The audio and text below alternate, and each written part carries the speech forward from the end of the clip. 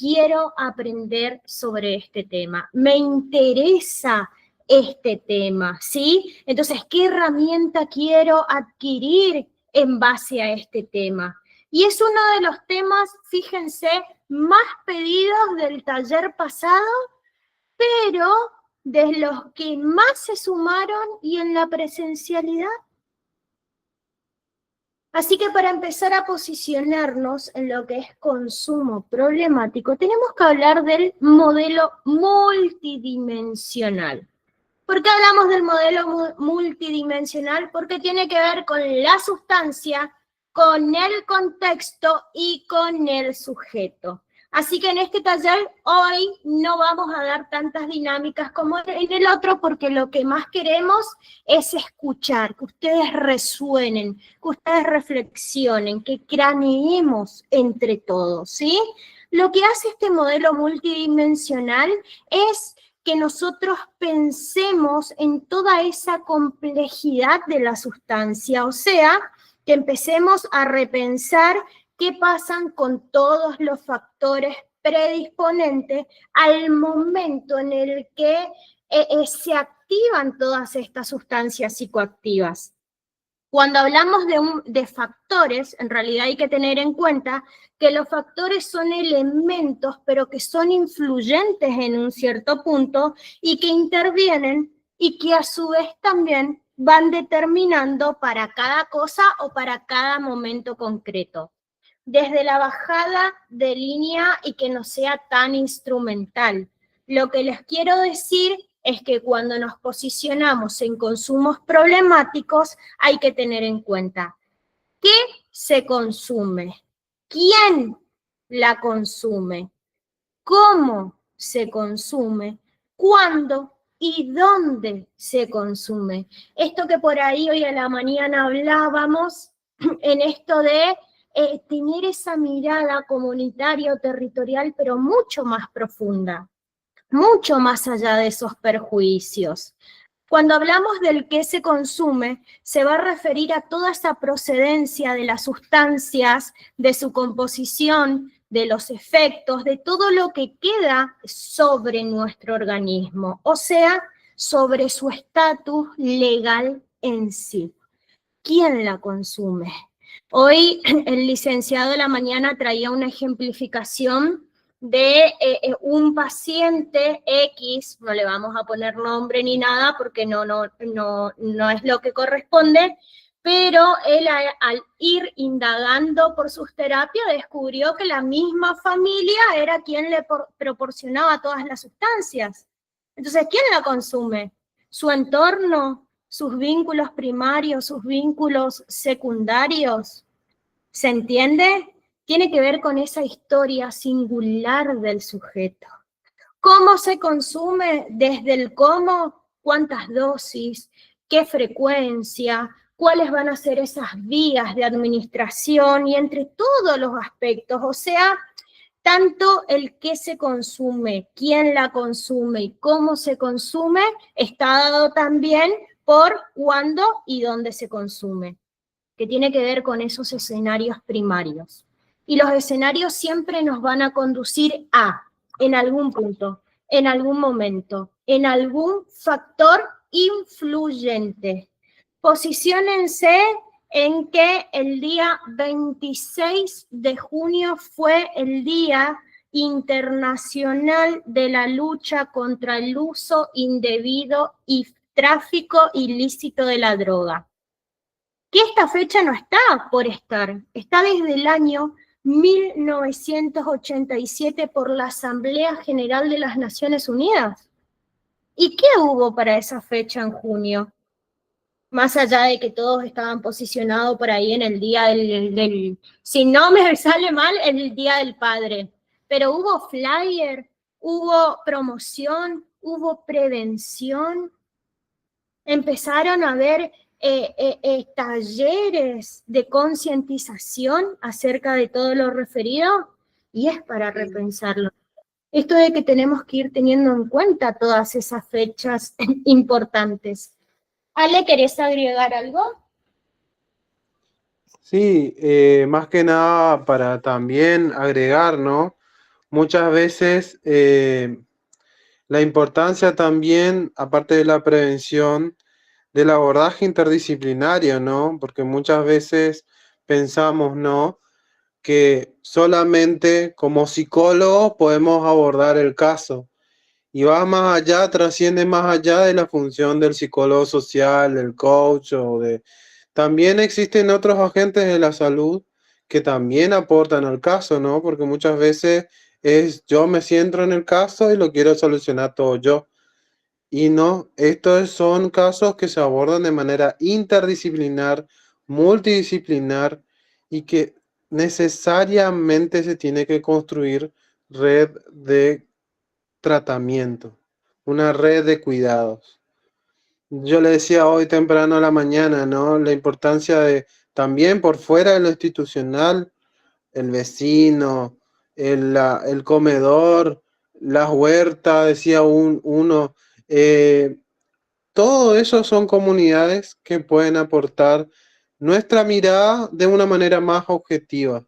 Porque si vamos desde como viene el paciente en la primera consulta, ahí nos descentramos del foco, que es mucho más grande el problema, ¿no?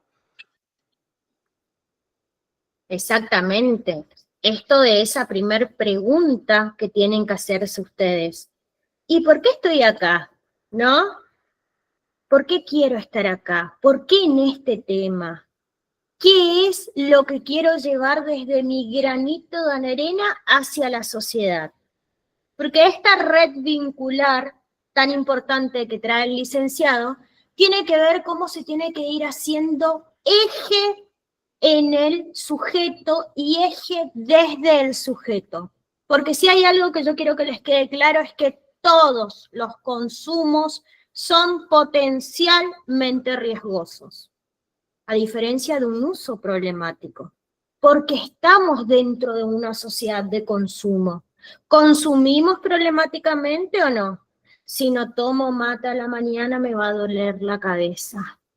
Estoy muy nervioso, necesito masticar chicle, necesito té, necesito café, la gaseosa. Forman parte dentro de los consumos.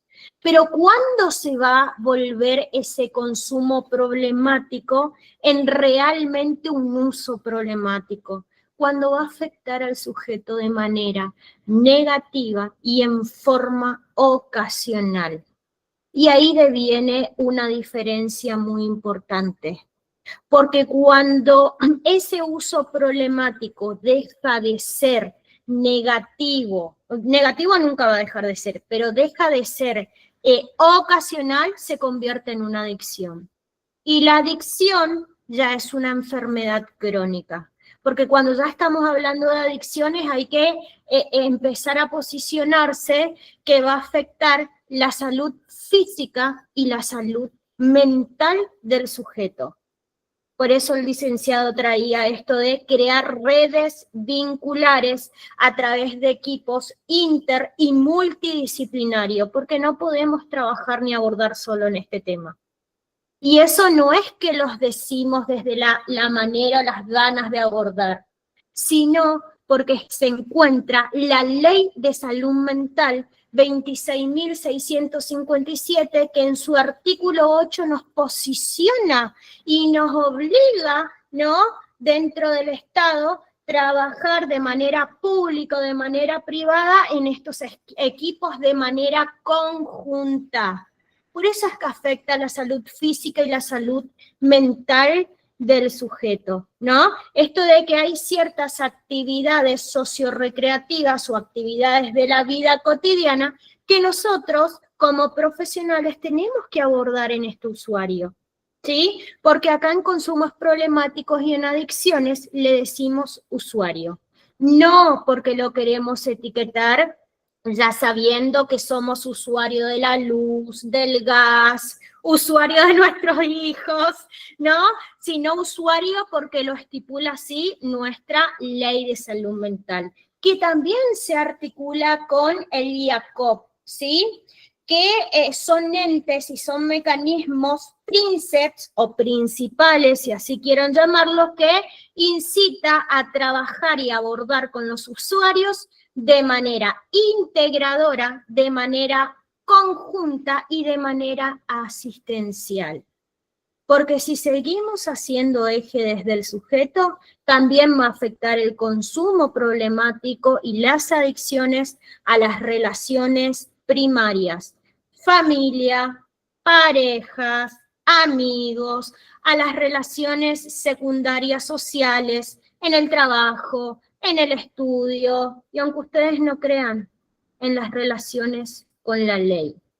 Y cuando hablamos de la ley, ahí sí ya entra el mecanismo nacional que tiene que ver con la CEDRONAR, pero también con el RENAPER. ¿Ale? Sí, no olvidar también, por ejemplo, ¿no? Cómo identificar, ¿no?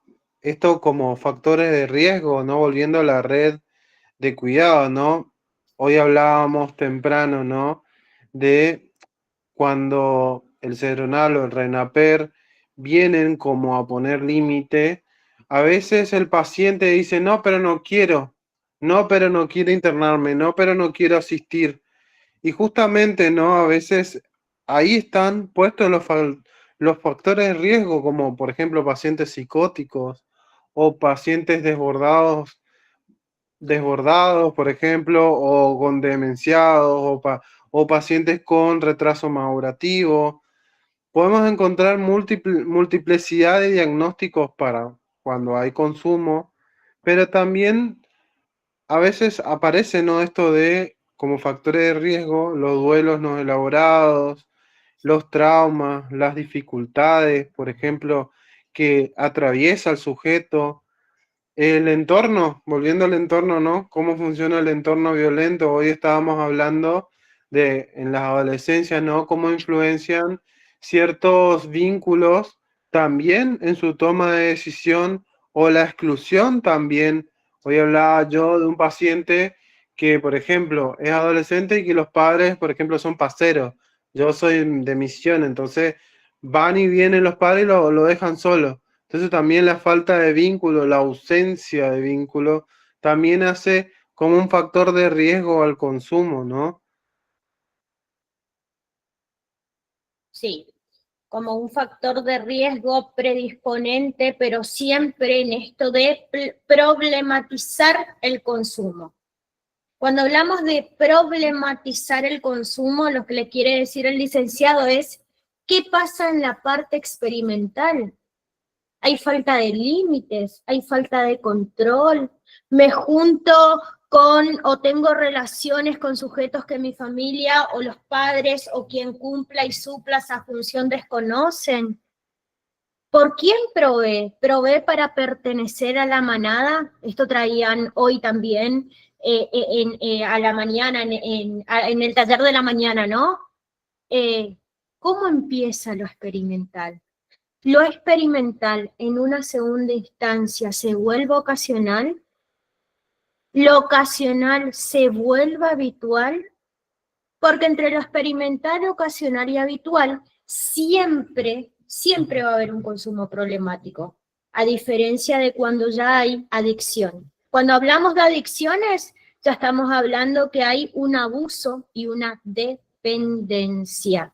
Por eso las adicciones son enfermedades crónicas que muchas veces los profesionales acorde tienen que ir diagnosticando con un manual de trastorno diagnóstico como compete y como corresponde. Entonces, qué maravilloso esto de que ustedes empiecen a pensarse el por qué estoy acá, para qué estoy acá y qué quiero lograr.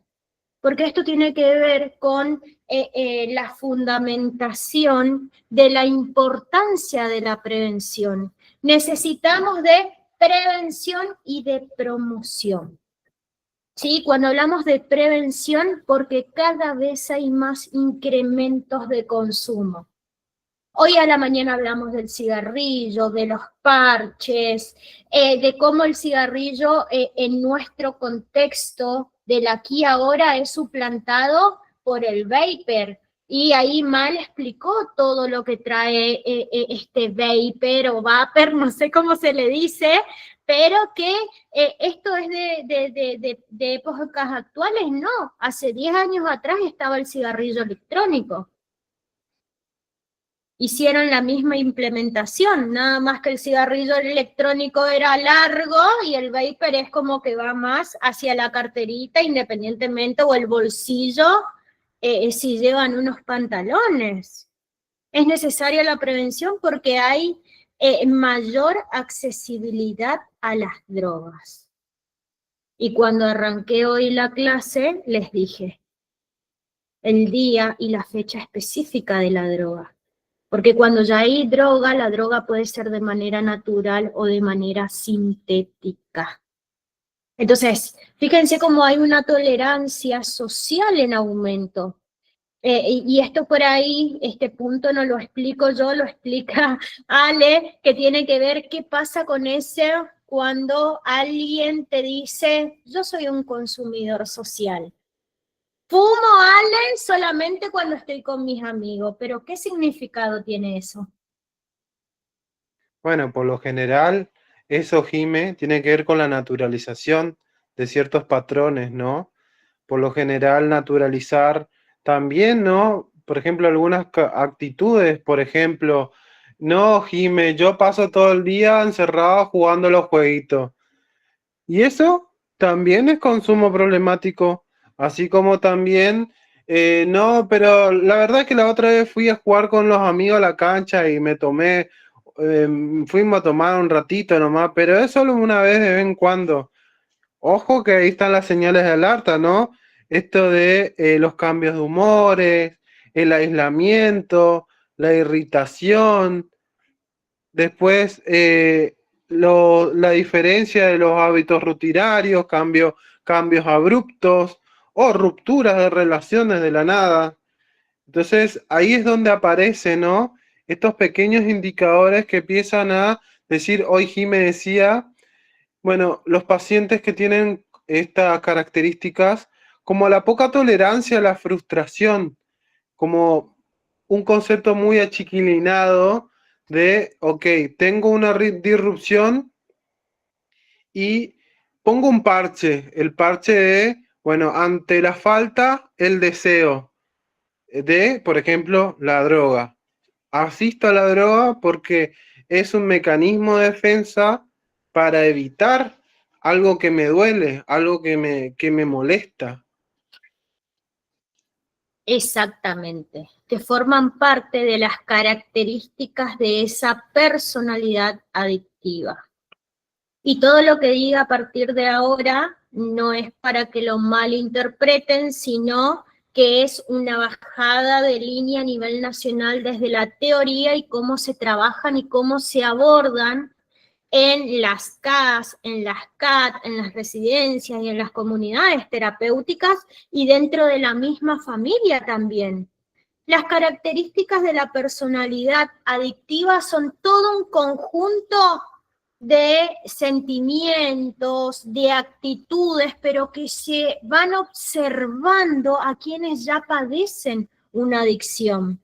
Esto que traía el licenciado tienen algo aniñado, y sí, porque tienen una personalidad que es totalmente infantil y totalmente inmadura. Todo lo asumen de manera caprichosa o de actitudes caprichosas. Por eso es que son impacientes y son irresponsables. Son o están al servicio de la mentira. Y esto tiene que ver porque no asumen sus errores. La culpa siempre es del otro, de mi situación, de mi historia, de lo que me pasó, de mamá, de papá, de mis hermanos, de mis primos. Siempre la culpa es del otro. Y esto a veces cuando uno empieza con estas características, lo toman a mal, pero forman parte del proceso. Porque la mentira lo lleva a la manipulación.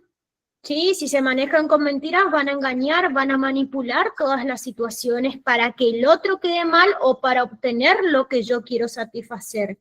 Por eso tienen estas conductas de que creen que son omnipotentes. ¿Qué quiere decir esto? Creen que pueden solos con todos.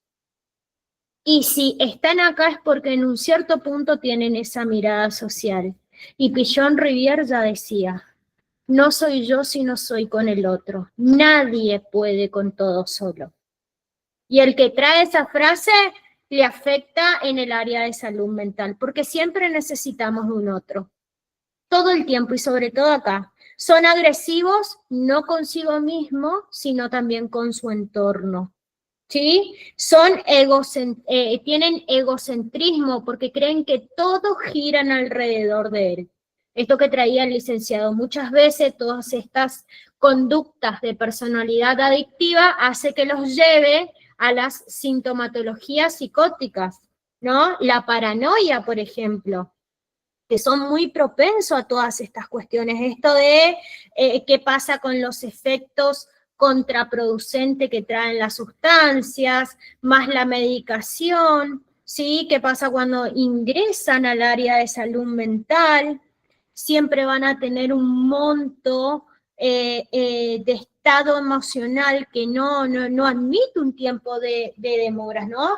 A veces están tan pasados que empiezan a tener todas estas conductas autómatas, van y vienen, suben y bajan, suben y bajan, suben y bajan. Que dependiendo de la sustancia que ese usuario tenga también, no solamente tiene que ver con el síndrome de abstinencia, sino que también tiene que ver con todo ese efecto rebote que les va dejando, ¿no? Y cuando hablamos de efectos rebotes y del insomnio, pasan al hiperinsomnio. Entonces a veces pasan 3, 4, 5 días que no duermen, producto de las drogas, y cuando caen, caen rendidos. ¿Algo que quieras agregar, Ale? Sí, también volviéndonos a las estructuras psicóticas o psiquiátricas, también a veces los pacientes, volviendo al consumo, utilizan las drogas también como una manera de mecanismo de defensa ante eso que es tan doloroso, ¿no? Porque no se olviden, ¿no? Que un paciente psicótico, muchas veces tenemos un imaginario de, bueno, ¿no? ¿Viste como la película Fragmentado? Que ahí aparece Marta y todos, mirá, Marta le está matando. Pero justamente eso es un vínculo doloroso. Y como yo le decía hoy temprano, ¿no? Los chicos, aparece la droga como un parche para lidiar el dolor del paciente psicótico o que tiene alucinaciones, porque necesita ponerle un freno, pero eso es una manera errada, equivocada, que muchas veces en clínica nos ayudamos a visualizar que eso no le está ayudando a poder poner en materia o en palabras lo que le está pasando a nivel cognitivo. Entonces, por ahí aparece la técnica de los 12 pasos que hoy charlábamos con los chicos a la mañana, que, por ejemplo, ¿no? Volviendo a esto que decía Jime, ¿no? Reconocer el problema. Muchas veces el paciente cuando viene a consulta ya es un gran paso, ¿no? Porque ya está aceptando que no puede cambiar la situación, aceptar que ya el consumo lo ha sobrepasado, ¿sí? Eso es el primer paso. Abrirse también en ese mismo espacio ya es también parte de los pasos porque se está abriendo a que vos lo ayudes. Vos como gestor de salud, está permitiendo que vos lo ayudes a comprender lo que le está pasando, ¿sí? Confiar también depende no solamente de un poder superior, sino también de su propio mecanismo, ¿no? Muchas veces cuando trabajamos en cognitiva conductual, muchas veces trabajamos sobre la aceptación y el compromiso. Entonces, ¿cómo el otro, basándose en esta aceptación del problema, cómo se compromete con eso a partir de, más allá de algo trascendental, ¿no? Porque volviendo a la iglesia, ¿no? Hoy charlábamos a la mañana que muchos de ustedes capaz vayan a iglesias a ayudar o vayan a... Y muchas veces se confunde el abordaje de la iglesia con el abordaje terapéutico, que la iglesia solamente lo pone en palabras al problema para después ir gestionando esto de a poquito y empezar a que el otro empiece a tener fuerza y capacidad para pedir ayuda. Después, ese es el tercer paso, la autoevaluación profunda, que significa realizar que el sujeto revise en su propia historia con honestidad qué cosas son culpables y qué cosas no. Y ahí es donde entra en jaque lo que es la empatía, ¿no? Porque muchas veces el sujeto dice, bueno, yo robé, yo hice esto. Aguarden un momento y escuchen, alberguen eso, no lo exhumen de la culpa, porque esa culpa los ayuda a gestionar esa emoción, a gestionar el problema. Después, compartir esa revisión, ese es el séptimo paso, que es cómo reconoce el otro el rol. Por eso yo hablaba de la culpa, ¿no? Eso de el poder controlarlo todo, de que hay veces que no se puede controlar todo, que a veces uno se reconoce en ese error y que tiene que tener una actitud, volviendo a la aceptación del compromiso, a cambiar eso. Entonces, también el séptimo paso es pedir ayuda, que es lo que ya en la primera instancia ya está. Les está pidiendo ayuda a ustedes, le está pidiendo la ayuda a la iglesia, le está pidiendo ayuda al espacio clínico. El reparar el daño, muchas veces, muchos de estos pacientes, por la droga, la adicción, se aíslan, se autoaíslan. Entonces sienten un claro duelo sobre qué es lo que le pasa, ¿sí? A nivel familiar. Tienen un duelo, depresión, ansiedad como trastornos que se ven en lo habitual, donde hay que ayudarlos a gestionar ese daño interno y profundizar también la conexión que tienen con lo espiritual o con lo trascendental, con lo trascendente, porque muchos no creen en Dios o en una manifestación más suprema, pero sí, por ejemplo, con la conexión con un otro, con un árbol, con un espacio. Eso también es ayudar a que crea en algo más allá de sí mismo, porque volviendo a esto que decíamos con Jime, ellos creen el centro del universo y hay que ayudarlos a que ese centro se expanda, a que vean más allá de sus propios límites. Otra cosa que es el último paso, que es ayudar a otros, ¿no? Muchas veces cuando uno ve películas en Estados Unidos, ve, por ejemplo, que tienen muchos de los que ya se terminan su tratamiento o que están ahí a punto de no terminar, pero de recesar, ayudan a otros como padrinos a, vamos a decir, a hacer el abordaje terapéutico, a seguir el abordaje terapéutico. Bueno, por ahí también, volviendo al como ustedes son, que son psicólogos sociales, muchos trabajan en terapias de grupo y a veces eso de terapia de grupo posibilita mucho al otro a sentirse escuchado, a sentirse conectado, porque el otro se reconoce como también que no está solo, que no solamente es él en eso, luchando él, sino hay otros luchando al igual que él. Y con eso termino la técnica de los 12 pasos. Que ¿Y qué tiene que pasamos? ver con, gracias, que tiene que ver con un abordaje integral. Porque los 12 pasos tiene toda una historicidad compleja de ese allá y entonces, y cómo se posicionaron en un primer momento para todo lo que es Alcohólicos Anónimos, pero se sigue sosteniendo para todo ese abordaje integral.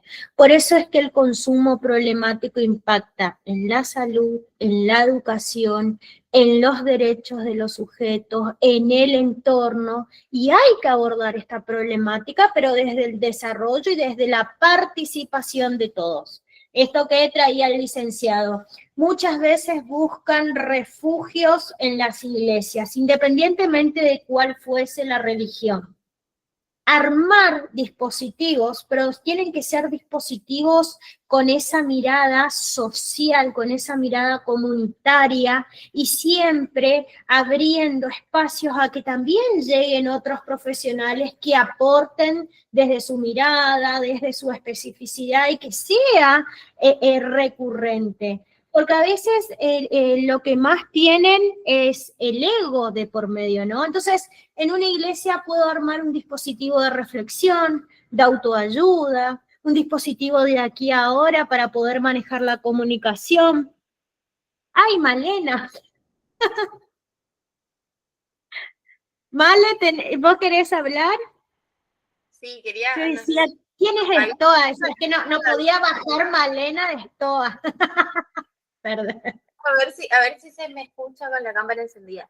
Bien, eso que traían, ¿no? De la iglesia por ahí, hacer referencia también a que hay, por ejemplo, una de las comunidades terapéuticas, ¿sí? Es lo que es Fundación Retos a la Vida, que acá en la provincia, de hecho, es una fundación que trabaja impresionante en lo que es el abordaje, ¿sí? Tanto en la prevención como en el abordaje de lo que son los consumos problemáticos y también la reinserción y cómo por ahí del Estado sabemos, ¿no? Que muchas veces falla, pero fíjense que hay otras fundaciones, asociaciones que trabajan en esto. Y si bien ellos tienen una mirada desde la religión, realmente han acompañado muchos procesos y eso hay que destacar de ellos, ¿no? Lo que sucede por ahí cuando entra en juego la religión es que hay personas que sienten rechazo y ahí la ayuda no es recibida de la manera adecuada.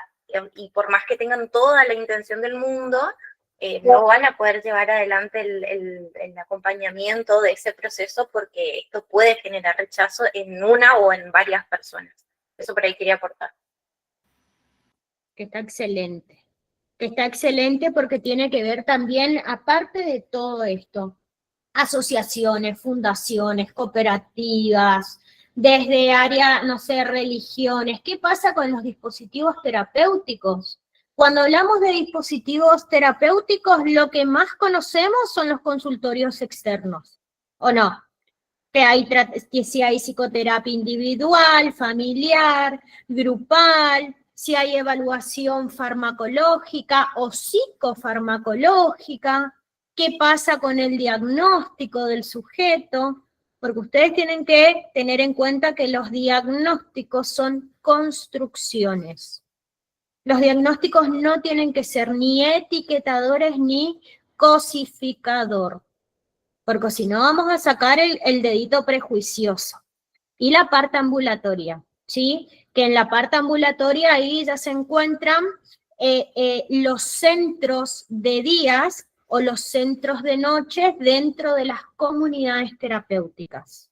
Centro de día no porque es día, sino porque hay el sujeto, una vez que se le aborda de manera multidisciplinar, tiene que tener una jornada de 20 horas, de 10 horas, dependiendo de lo que necesite. Y el centro de noche que puede estar 9 horas, 12 horas diarias dentro de esa comunidad. Ahora, si el sujeto está dentro de una residencia, sí ya va a estar las 24 horas del día. Porque acá todo lo que ustedes tienen que tener en cuenta es que siempre van a trabajar con recaídas. Las recaídas son necesarias porque forman parte del proceso, ¿vale? Qué bueno que decís eso, sí, es cierto, las recaídas forman parte del proceso, pero también no nos olvidemos, volviendo a todo esto que hablamos de los 12 pasos, de cómo empieza el problema. Muchas veces, muchos de estos pacientes que consumen problemáticamente, como hablábamos al principio, ¿no? Quizás tienen una familia disfuncional, que han pasado negligencias, abusos, cuestiones que tengan que ver con el abandono. Algunos ya tienen traumas internos, como también tienen una historicidad compleja o una historicidad producto del consumo que muchas veces está invisibilizada, ¿no? Y que obviamente en la consulta o en los espacios sociales se rearma, ¿no? Porque como decía Jime hoy temprano con el paciente que me tocó, a veces incluso la misma familia vamos a decir, disfuncional. Entonces, en esa disfuncionalidad hay que ayudar al paciente a conectar con nuevos vínculos, con nuevos lugares sanos. Exactamente. Oye, ¿por qué habla de lugares sanos? Porque tiene que ver con toda la centro de día, modalidad ambulatoria. Ah, pensé que me estaban haciendo una pregunta. Tiene que ver con todo lo que causa la drogadicción. Cuando hablamos de adicciones, va a causar dependencia física por un lado y psíquica por el otro. Física, porque el organismo se vuelve necesitado, ¿sí? Jime, ¿qué pasa si la familia tiene problemas de consumo? Ahí vamos. Si la familia, me quedé en la familia, la dependencia física porque el organismo se vuelve necesitado de las drogas, ¿sí? Por eso se llama ese proceso o síndrome de abstinencia. Y dependencia psíquica porque el consumo va a estar buscado siempre a obtener placer. Por eso es esto que traía el licenciado. Los sujetos siempre sufren euforias, lo cual los lleva a todo lo que tiene que ver en consumo. Male, vos que sos especialista en familia, Acá ahí estoy traduciéndolo. Cintia, te quería preguntar algo ahí, Cintia. Sí, Cintia. Hola, buenas tardes. Sí, a mí me toca muy de cerca este tema. Por ejemplo, los padres de mi marido tienen problemas de consumo con el alcohol y a él le toca muy fuerte porque él por ahí dice, a mí me hace mal. O sea, tomar como ellos toman prácticamente un viernes, un sábado, como que el padre no entiende cuando él dice, no, viejo, hasta acá llegué, me voy a dormir, Es como que el padre se enoja, ¿viste? Y si no toma, le dice, che, dale, marica, toma. Es como que él me dice, mi viejo nunca me va a entender que cuando yo quiero como que mermar un poco el tema del alcohol. Porque tenemos un hijo en común, por supuesto. Qué interesante esto que decís, Cintia, ¿no? Hoy hablábamos a la mañana, ¿no? Del significante que se le otorga atrás del consumo, ¿no? Decía hoy la doctora temprano, ¿no? Si no tomás, sos un marica. Si no fumás, sos esto. Si no te drogás, sos una mala mujer. ¿Cómo hay significantes dentro del grupo familiar que tienen que ver con esto de la identificación del sujeto, ¿no? Y cómo a veces también el ayudarlo al otro también en quizás dentro del acompañamiento a poner también límites en ese vínculo que es tan difícil, ¿no? De sostener. Porque también volviendo a esto que decíamos con Jime temprano, ¿no? Muchas veces los pacientes que consumen no identifican el problema, pero no porque sean malos, sino porque tienen una naturalidad dentro de sus patrones, valores.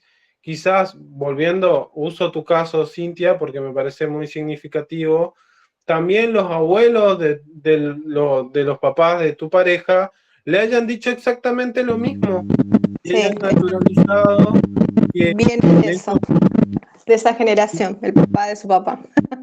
claro, haya naturalizado ciertos hábitos insalubres donde en este espacio, ese sujeto es un sujeto que la verdad no es como reconocido, ¿no? Y por eso muchas veces los que consumen tienen este duelo por esta falta del otro, ¿no? Bien. María, ¿querías decir algo? Sí, licenciado, quería decir también que, por ejemplo, a lo que decía la compañera Cintia, también es que a veces los chicos de ahora, los adolescentes, por ejemplo, te dicen, ay, no estás en la onda, ¿por qué no te fumas un porrito? O si no, no estás en nuestra onda. Por ejemplo, y cuento lo que le pasó a mi hija empezó la facultad, y ella salió muy nerviosa de su primer examen, y resulta que cuando salía para tomar el colectivo, para venir a casa, su compañero le dice, che, Fiorella, te veo muy nerviosa, te vi muy nerviosa. Fumate un porrito, esto te va a hacer bien, te va a relajar. Y ella agarró y le contestó, yo por supuesto, yo digo, ay Dios, ¿qué hizo mi hija? Por supuesto sé que Fiorella, o sea, está encaminada, yo sé que Fiorella no le gusta las drogas, no le gusta el alcohol, o sea, no la atrae, ¿no? Pero digo, ¿cómo hay personas que te incitan a ese mundo también, ¿no? Porque el chico vio en ella que estaba con él nerviosa. Y yo le digo a Fiorella, ¿y vos qué le dijiste, Fiore? Y yo le dije, mirá, todo bien, yo respeto que vos te drogues, pero yo, ¿sabés cómo me quito mis nervios? Y estudiando un poquito más para el examen que viene. No necesito drogarme. ¿Viste? Yo digo, qué bueno que ella tuvo esa fortaleza interna de decir, no quiero probar. Pero yo, el ambiente hoy, los chicos, los adolescentes, te llevan también a veces al que porque no perteneces a su grupo o porque no sé, no llego a entender a los adolescentes. No sé si vos me podés ayudar en eso, Ale.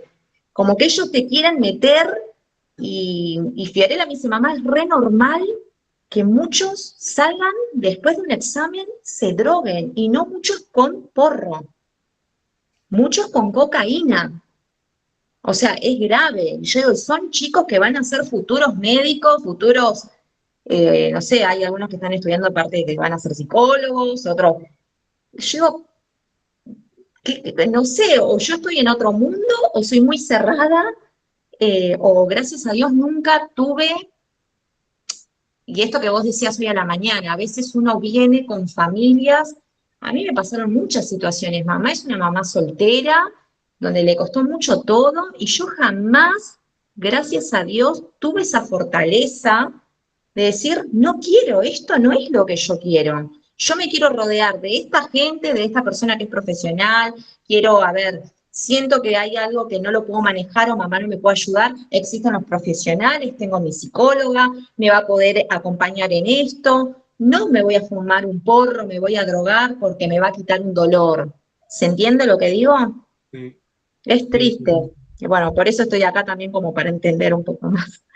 Por ahí, María, muy interesante esto que opinás, porque volviendo, ¿no?, al tipo de personalidad de algunos que eligen el consumo, a veces como mecanismo deciden como soluciones más rápidas al dolor, en vez de transitar el dolor o en vez de buscar otra manera de gestionar el dolor o gestionar la emoción, porque volvemos a esto, ¿no?, de sus duelos o lo que le han atravesado en su historia, buscan otra manera más evitativa de gestionar esa emoción en ese momento. No sé si Male querés agregar algo más.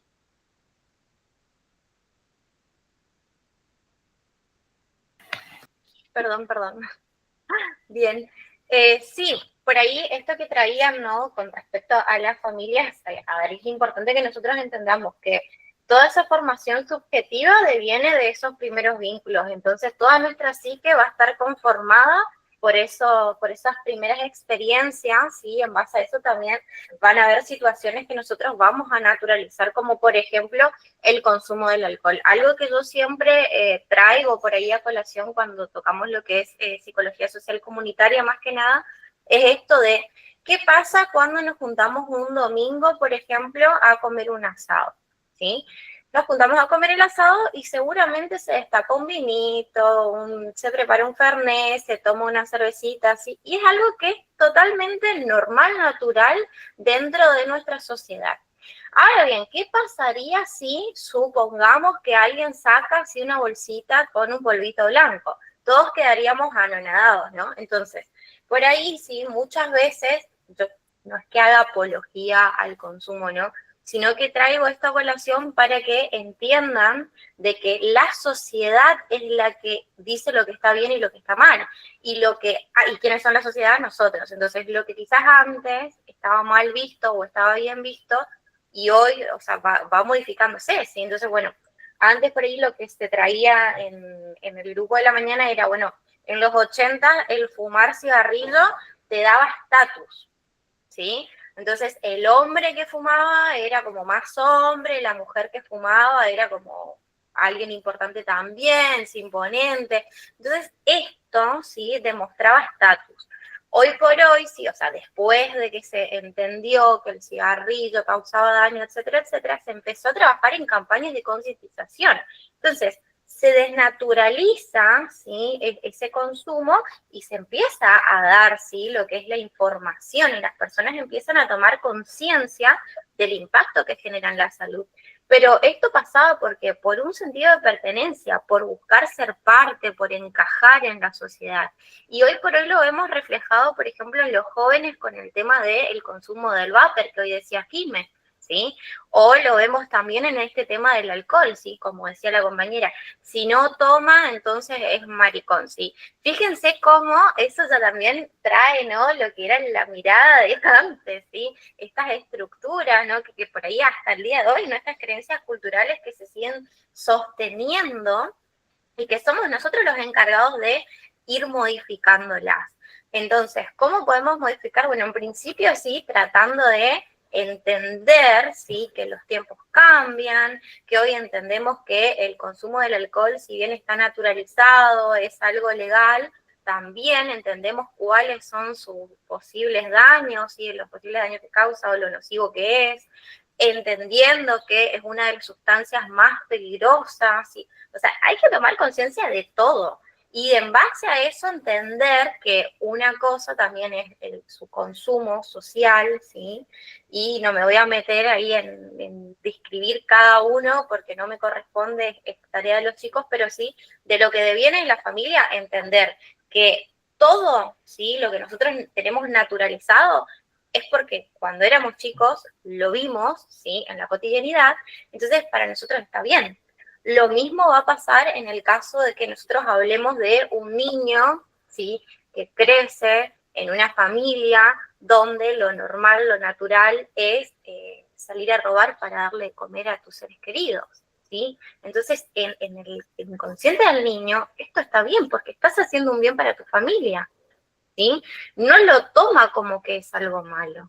Entonces hay que aprender a mirar sin la tela de juicio, sin el prejuicio, ¿no? Y tratar de comprender la realidad del otro. Y para eso es importante entender, bueno, ¿de dónde venimos? ¿Sí? ¿Cuáles eran las cuestiones tan naturalizadas en este grupo primario? ¿Por qué hoy yo elijo el consumo? ¿Sí? Y encima no es que elijo consumir esto, ¿sí?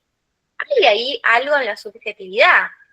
Busquemos qué hay en esa subjetividad, porque hay jóvenes inclusive, ¿no? Que tienen el acceso, tienen la facilidad y eligen no hacerlo, ¿sí? Entonces, bueno, depende de cada formación subjetiva, no de si tienen plata, no tiene plata, si tiene predisposición. Claramente hay muchos factores que van a formar parte.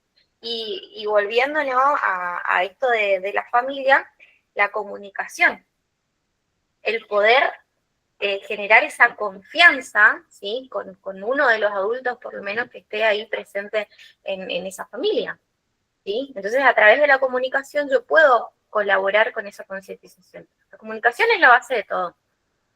Y ahí les dejo, chicos, perdón, mi introducción. No, está muy bien, Male. No, para Y- ¿Querías decir algo, Jimé? Sí, siempre hay algo para decir. Estaba buscando porque en la semana, en uno de los flyers que se compartió del taller Psicoactivamente, en un momento me ponen, ¿y para qué hacen este taller? Si igual los sujetos se van a seguir drogando, ¿no? Algo así decía, no encuentro bien la frase. A lo cual otro sujeto le responde, Buenos Aires, mamita querida, la droga es una aspirina.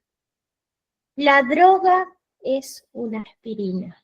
Fíjense qué frase tan cruel, pero ¿por qué les traigo estos retacitos para que ustedes empiecen a tener esa mirada? Porque articulándolo con la teoría, tiene que ver con los tipos de droga.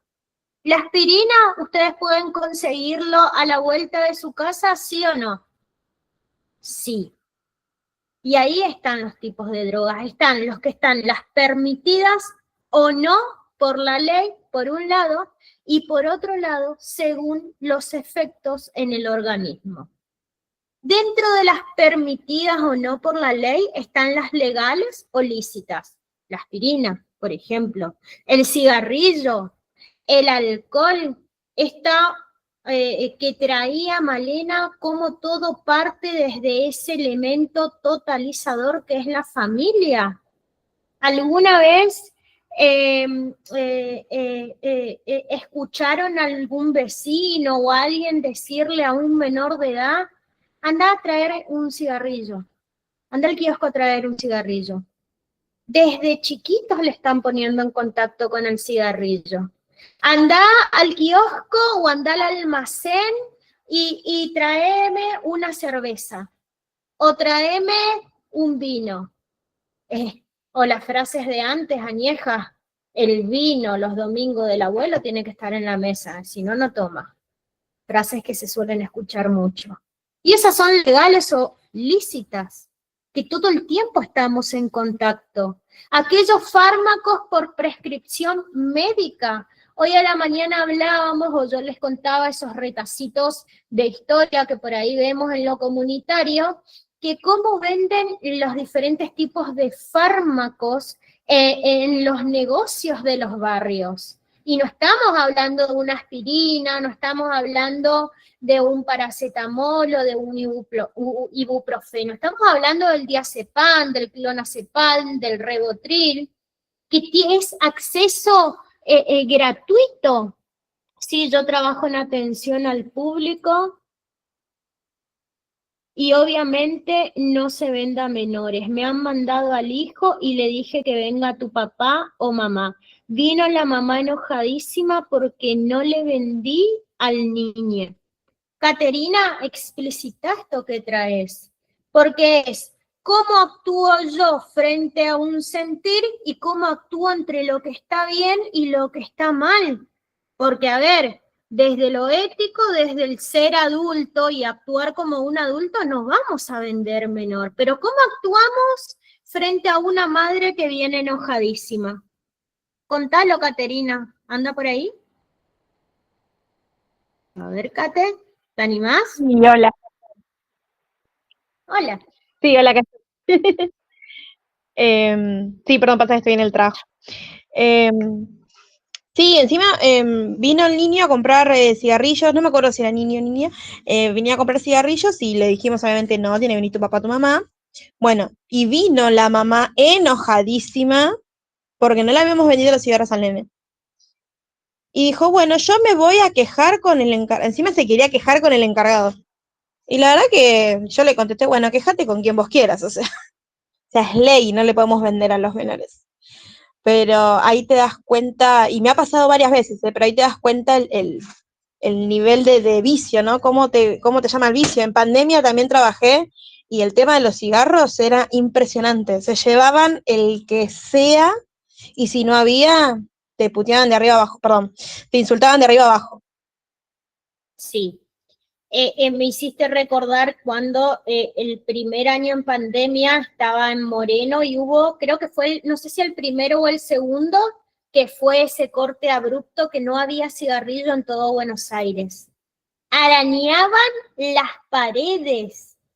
Era impresionante cómo se peleaban por un cigarrillo, pero forma parte dentro de lo permitido por la ley, dentro de lo legal.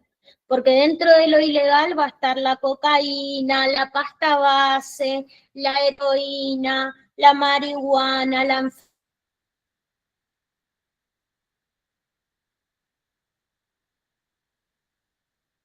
que estamos viviendo de hoy, esto que también traía María. ¿Cómo hacemos para trabajar con los adolescentes?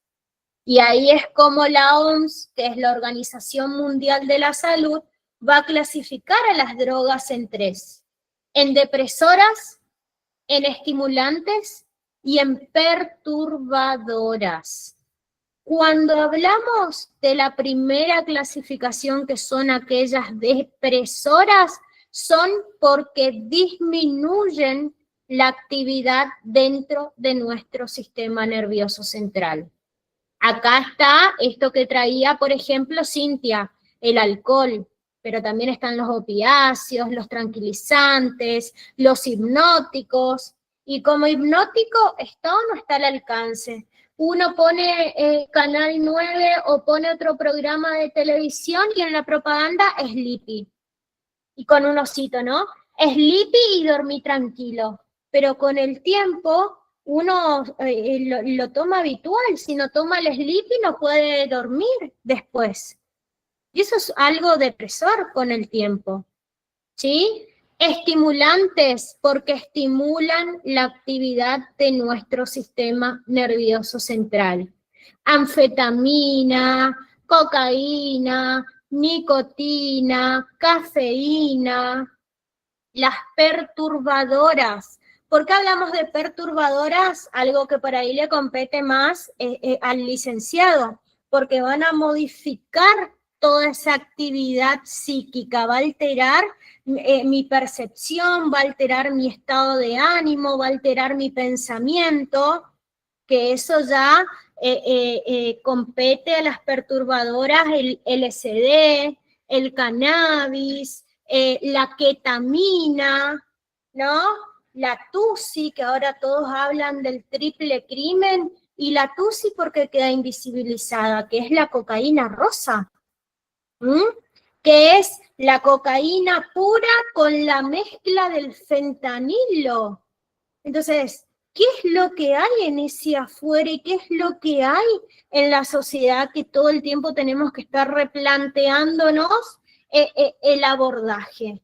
Y hay adicciones sin droga, y hoy también salió a la mañana, sí, la adicción al internet, la adicción a las compras, aunque ustedes no crean, lo que hace 3, 4 meses todo el mundo realizaba cursos de capacitación y quedó totalmente invisibilizado, que es la ludopatía. Ludopatía hubo siempre. Lo que pasa es que en ludopatía no hay el abordaje acá en la Argentina como corresponde. ¿Vale? No, por ahí sumar para recordar también que, trayéndonos esto de lo que es la psicología social, entendamos que no hay un solo factor, ¿sí?, que diga, bueno, la persona consume o tiene una adicción por esto, sino que, como decía Jimé hoy, sí, hay muchos factores que forman parte de esto. Y, por ejemplo, recordándonos lo que es la familia y basándonos en la teoría de lo que es el protovínculo y también lo que es la genética, ¿sí?, tenemos que entender que, por ejemplo, una mujer que consume, ¿sí?, algún tipo de sustancia psicoactiva durante el embarazo, claramente le está transmitiendo todo esto a ese niño, ¿no?, en completa formación, ahí que se está formando, ¿no?, y está formando su cerebro, todo. Entonces, esto también va a quedar en ese niño, ¿sí? Entonces también puede ser un factor de riesgo. Pero bueno, ahí Ale les va a explicar mejor, que por ahí entiende un poco más en profundidad todas estas cuestiones, pero es un factor también, ¿sí?, porque quedan los restos en ese niño. Así también como después esto que yo les decía, lo de la naturalización, ¿sí? Entonces, presten atención porque desde lo que es bioneuroemoción también se habla de esto, también se habla, ¿no?, de cuando se hace lo del genograma, muchas veces empezamos a ver cuántas generaciones vienen, ¿no?, con esta predisposición también al consumo o a las adicciones, ¿sí? De hecho, cuando empiezan a hacer este recorrido histórico de su árbol genealógico familiar, empiecen a registrar por qué si esta persona consumía o no, de qué murió, ¿sí? Todas estas causas, ¿sí?, forman parte de lo que hoy hace la persona. Dentro de lo que es bioneuroemoción y genograma se aborda, ¿sí?, el que muchas veces hay lealtades familiares que nosotros reproducimos de manera inconsciente también. ¿Vale? Sí, no nos olvidemos, ¿sí?, que como somos seres de sujeto o somos seres deseantes, siempre empujamos para más, siempre buscamos más. Y es por eso que aparece la falta, ¿no? Desde el psicoanálisis hablamos mucho desde la falta, ¿no? Entonces, muchos lidiamos con la falta de diferentes maneras o nos enfrentamos de diferentes maneras, ¿no? Hoy hablaba una de sus compañeras de, bueno, pero ¿y en el pasado? Eso no pasaba en el pasado. Desde siempre atravesó la droga, desde siempre existió. Antes se hablaba de las primeras drogas como el Paco, como ¿cómo es? Había uno que se fumaba en unas cabañas, que se fumaba con la pipa. Desde siempre existió las drogas, incluso desde la antigua Grecia, con Platón y Sócrates, que hablaban de la cicuta, diferentes tipos de drogas que aparecían desde esa época. Siempre apareció la forma de anteceder al deseo, que es de esa manera que el sujeto se ve sujetado a, bueno, la única manera es a través de la inmediatez, a través de poner en lo inmediato una forma de resolver ese conflicto interno, que es con la droga. Porque como decía, ¿no? Hoy, la droga lo que hace de manera inconsciente es poner un parche donde antes había sufrimiento, donde antes había dolor, donde antes había angustia. Y eso es lo que la persona que se droga distorsiona. Hay una distorsión cognitiva en ese sujeto. ¿Por qué? Porque producto de esto que estamos hablando, ¿no? El sujeto no puede atravesar, el sujeto que atraviesa eso, como hablábamos hoy con Jime, como tiene una actitud muy evitativa, vamos a hablar de mecanismos de defensa. Un mecanismo de defensa muy evitativo no puede apropiarse del cambio. ¿Por qué? Porque como otros mecanismos de defensa, como la negociación, en la negociación siempre hay una ganancia. Entonces el sujeto, a partir de esa ganancia, siempre tiene un resto de ganancia. Por ejemplo, como en la maquinita, tiene las luces y esas luces lo motivan. O por ejemplo en la droga, bueno, ese dolor deja de pasar. O por ejemplo, en las alucinaciones, lo que pasa es que deja de producir esas alucinaciones o las transita. Entonces, siempre el sujeto, como es atravesado por la falta, se ubica de diferentes maneras frente a esa falta. Entonces, siempre cuando pensamos en el sujeto, nunca olvidemos que hay una falta de por medio, que hay que indagar, hay que escuchar y que no hay que juzgar, porque ahí está el punto. Todos atravesamos esa falta, todos estamos adscriptos a la falta, pero ahí está el problema, ¿no? Que bueno, podemos decir, bueno, ¿cómo encontramos el origen de nuestra falta para poder también perdonarnos, aceptarnos, reconocernos? Y eso es un poco el trabajo que tenemos que hacer con el otro. Acá yo veo otros mensajes, me gustó un mensaje que decía, por ejemplo, en ponerse botox y aumento de labios. Me pareció muy interesante porque hoy salió también a la mañana, ¿no? Y es cierto, pero tiene una ambivalencia ahí, y ojo al piojo, porque a veces un síntoma aparece encubierto de otros. Por ejemplo, la anorexia, la bulimia o distorsiones cognitivas respecto a nuestro propio cuerpo también aparecen, y el otro, como forma adaptativa, busca, por ejemplo, el aumentarse los labios, el cambiarse el rostro, porque no se puede reconocer en un espejo, no se puede identificar en el espejo. También hablábamos del cambio de género en niños, adolescentes, ¿no? Que muchas veces, yo le decía hoy a la mañana temprano, ¿no? Cómo estos núcleos familiares, en vez de albergar la falta, volviendo a hablar de la falta, en vez de albergarla, quieren solucionar la falta, quieren taparla. Entonces ya, por ejemplo, hacen un cambio de sexo, le empiezan a medicalizar. Obvio, yo no estoy en contra de eso.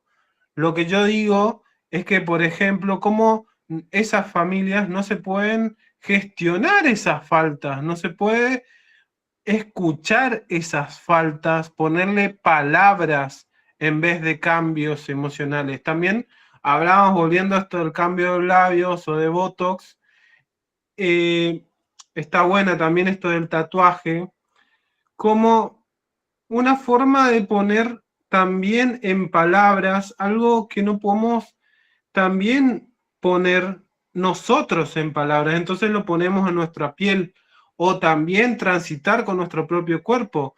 Perdón si hay alguna mujer mayor acá o un hombre mayor, pero por ejemplo, bueno, yo vieron que yo soy pelado, muchos de los hombres, por no aceptar que están pelados, buscan el capilar, buscan cómo es el abordaje capilar, o cómo es la operación de pelo, se pone en pelo.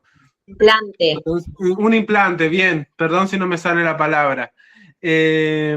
Entonces, ¿cómo en vez de esta falta de aceptación, en esa negociación que yo estaba diciendo recién, el sujeto intenta adaptarse a esa realidad traumatizante, a esa realidad que no la puede aceptar del todo? Entonces, negocia, bueno, a ver, a cambio de esto, me pongo esto. Y a ver, esto le pone pausa al dolor, no lo cumple, sino le pone pausa. Y eso es lo importante que sepamos, que a veces el sujeto intenta poner pausa cuando uno necesita ayudarle al sujeto a sacar esas creencias irracionales, a desmentirlas. ¿Y cómo es a partir de la pregunta, el acompañamiento, esto de cuestionar las preguntas, ¿no? Ok, bueno, ¿de dónde viene este pensamiento? ¿Quién lo creó? ¿Quién lo pensó? ¿Por qué vos crees que poniéndote Botox en el labio vas a ser una linda mujer? ¿Quién dijo eso? A partir de esa pregunta pueden empezar a darle al otro ese poder de cambiar eso. A ver, vamos a ver a otras preguntas. No sé si chicas me pueden leer. Sí, a ver. Ahí, espérame, más arriba. Ah, después de María está Caterina, que te puso, ahora es peor porque la mayoría, por ejemplo, mira el fútbol para apostar por páginas de apuestas, ya no se mira el fútbol para disfrutar. Bueno, ¿no? Interesante también, ¿no? Esto del disfrute, ¿no? Ya pasa, ¿no? De la acción, del disfrutar a la acción. Como volviendo a la inmediatez, ¿no? Que estaba hablando yo recién. Cada vez más la inmediatez dice esta cuestión de, a la otra vez yo compartía un reel en mis historias, de, bueno, cómo el ser humano busca la felicidad, el concepto de felicidad, y busca un concepto que es subjetivo de cada uno y que aparece de manera instantánea, ¿no? Malel hablaba el taller pasado sobre las emociones, ¿no? Y en ese sentido es muy importante tener muy en cuenta que el sujeto a veces busca eso de una manera errónea y ayudarlo a que en esas creencias pueda redirigir esas creencias, pueda buscar nuevos objetivos, porque volviendo a esto de los 12 pasos, por ahí lo que le estresa son objetivos muy grandes, esto de, bueno, volviendo a los duelos, ¿no? Bueno, perdí a mi familia, ok, entonces ahí buscar objetivos, ok, bueno, empezar a redirigir, bueno, puedes empezar con tu hija, puedes empezar a escribir a tu hija, buscarla de vez en cuando en la escuela, y así ayudarle al sujeto con objetivos más concretos. ¿Vale? ¿Te cedo la palabra? Por ahí invitarla a Jime también que si quiera aportar desde acá esta mirada, ¿no? Que nosotros desde el coach por ahí lo que siempre hacemos hincapié es en ponerse objetivos a corto plazo, ¿sí? Y que dentro de esos objetivos a corto plazo, ¿sí? Van a haber diferentes tareas. Con respecto a la emoción siempre es permitirse sentir y gestionar esa emoción y ponerse, ¿no? estos objetivos a corto plazo para ir de a poco hacia esa gran meta que buscamos. No solamente, bueno, quiero hacer esto y bueno, ¿cómo llegas a esto? Tomate el trabajo de pensar, ¿sí? Y por ahí, bueno, no voy a entrar, ¿no? En esto de lo que es el duelo, la pérdida, que claramente es inclusive el taller anterior hablé, ¿no? De la importancia de poder permitirse y de que claramente el duelo es algo subjetivo, que cada uno tiene un proceso distinto, pero sí entender que cuando yo quiero todo de manera inmediata y lo quiero ya, ¿sí? Va a estar complicado, porque en vez de pensar en opciones más, digamos, a ver, ¿cómo decirlo? En posibilidades más accesibles, ¿sí? Voy a ir a realizar cosas que por ahí después a la larga me van a terminar afectando, ¿sí? Me van a terminar complicando mi cotidianidad.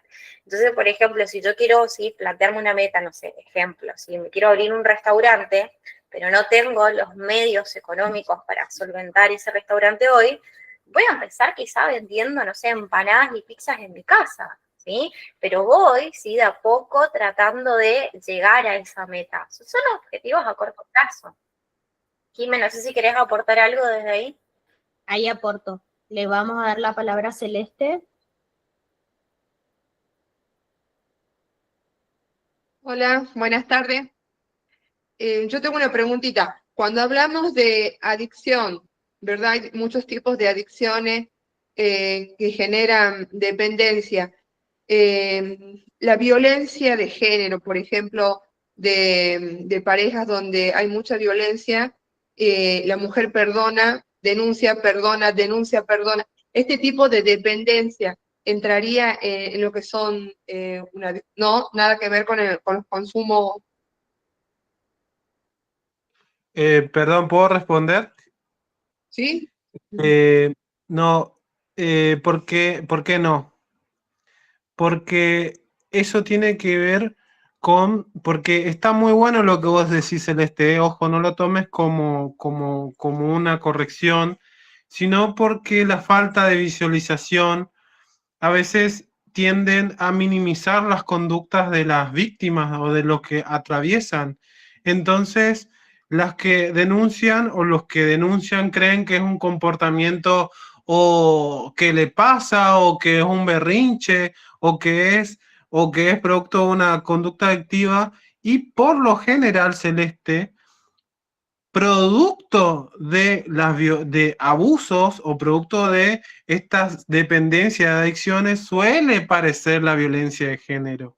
No es que la víctima tiene violencia y es consumidora, sino que es producto de la violencia de género, o sea, la violencia de género es producto del esposo que es violento o de la mujer que consume.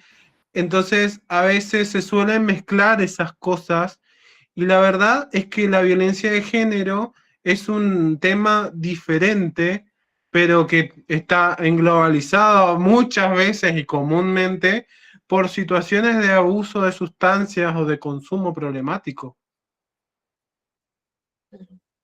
Exactamente.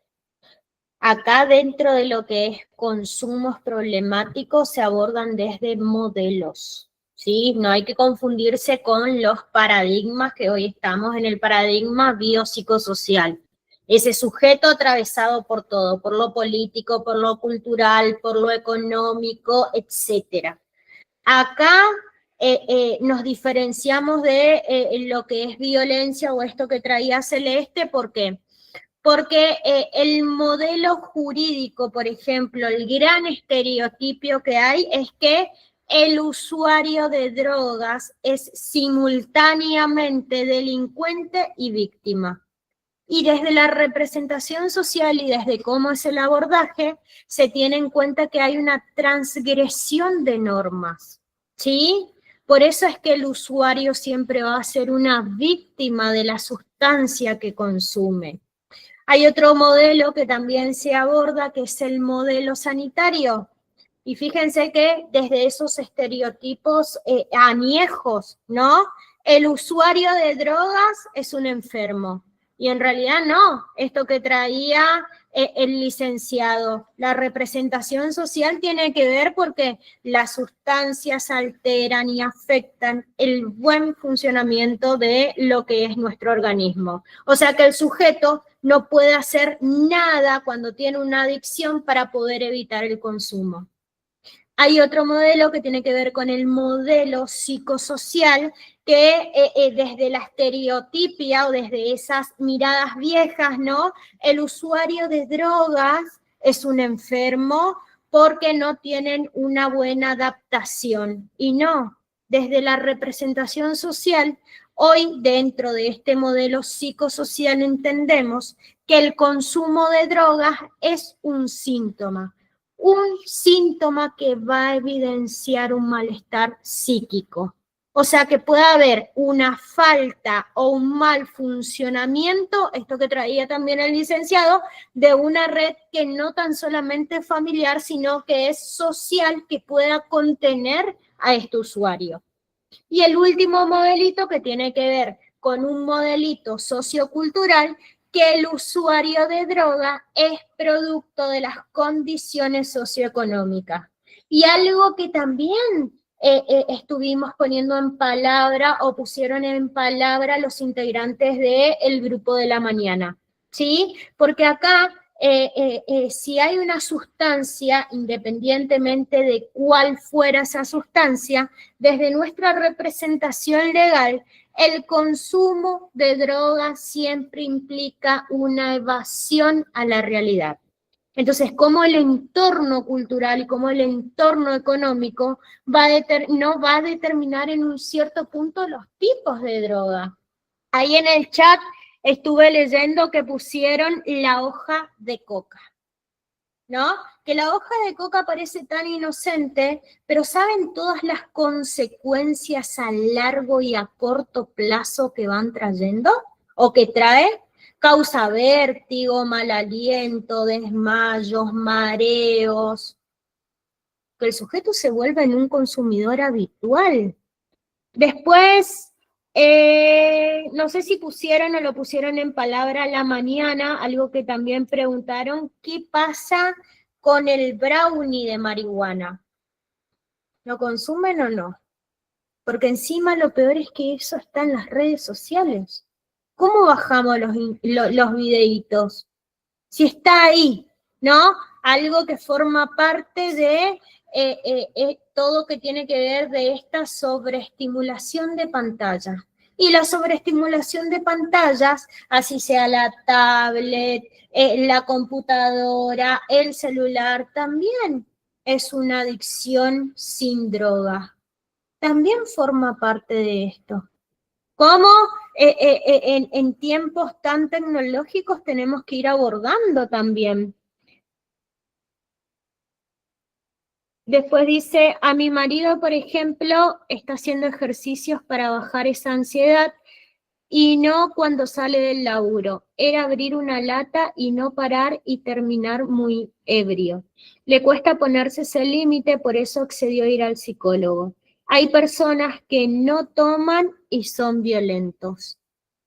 Traducilo, ¿vale? ¿Qué quiere decir eso? Hay personas que no toman y son violentos. Porque no todo tiene que ver con el consumo, sino también con la forma en cómo nos criaron o cómo nos dieron amor. No, esto no lo digo yo, lo dice Oscar Rolón, de cómo son los vínculos afectivos que surgen en la infancia, ¿no? Puede ser un vínculo desde la violencia, un vínculo desde el celo, un vínculo desde la prepotencia, un vínculo desde los obstáculos. Entonces son formas en donde el sujeto va aprendiendo cómo amar al otro. Y no se trata de machismo o feminismo, como leí recién en un mensaje, sino se trata de cómo el ser humano también fue criado desde su infancia.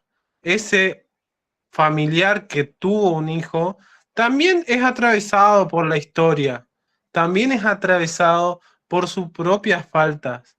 Entonces, a veces es muy importante cuando el sujeto va a la consulta porque en ese momento se está, hasta incluso el mismo sujeto, intentando romper un montón de patrones aprendidos en su historia que se está recién animando a traer en el consultorio, en un lugar que es sumamente incómodo para cualquiera, incluso en los dispositivos grupales, que la verdad que es sumamente positivo. Entonces, por ahí, quedarnos ahí en ese sentido, ¿no?